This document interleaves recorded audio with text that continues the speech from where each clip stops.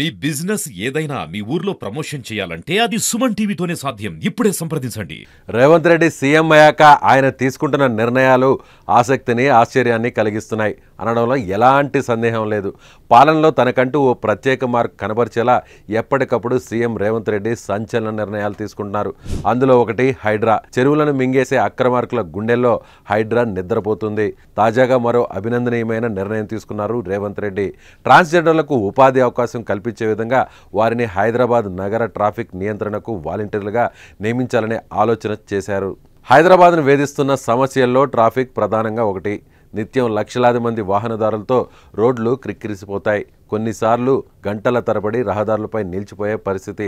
దానికి తోడు ఇటీవల రోడ్డు ప్రమాదాలు పెరిగిపోతున్నాయి. మితిమీరిన వేగం, మద్యం సేవించి వాహనాలు నడపడంతో ప్రాణాలు కూడా పోతున్నాయి. అయితే ట్రాఫిక్ పోలీసుల పర్యవేక్షణ, సలహాలు, సూచనలతో కొంతమేరకు సమస్యలు లేకుండా ప్రయాణం సాగుతోంది. కానీ సిబ్బంది కొరత కారణంగా పలు కూడళ్లలో పర్యవేక్షణ లోపించి ఇబ్బందులు కలుగుతున్నాయి. ఈ నేపథ్యంలో ట్రాఫిక్ క్లియరెన్స్కు ట్రాన్స్జెండర్లను నియమించుకోవాలని సీఎం భావించారు.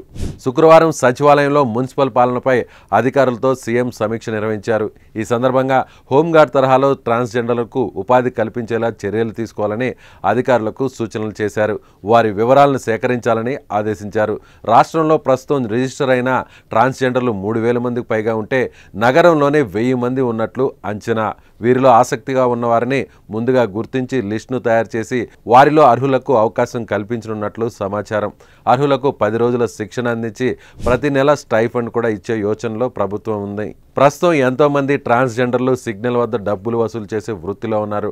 బలవంతంగా కూడా అక్కడక్కడ పలువురు దగ్గర డబ్బులు డిమాండ్ చేస్తున్నారు. ఇది ఒక రకంగా జనాలకు, ట్రాఫిక్లో ఉన్నటువంటి వారికి పెద్ద సమస్యగా మారింది.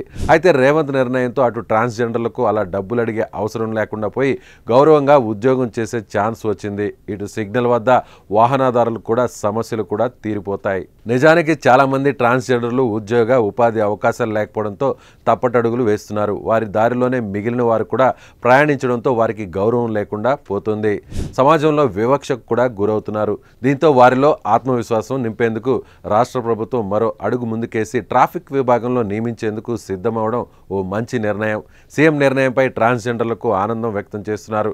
ట్రాన్స్జెండర్ల వ్యవస్థలో ఒక హోదా ఇస్తూ వారిని ఒక మనిషిగా గుర్తిస్తున్నందుకు ధన్యవాదాలు తెలుపుతున్నారు. సో ఈ వీడియో మీద మీ అభిప్రాయాన్ని కామెంట్ రూపంలో తెలియజేయండి.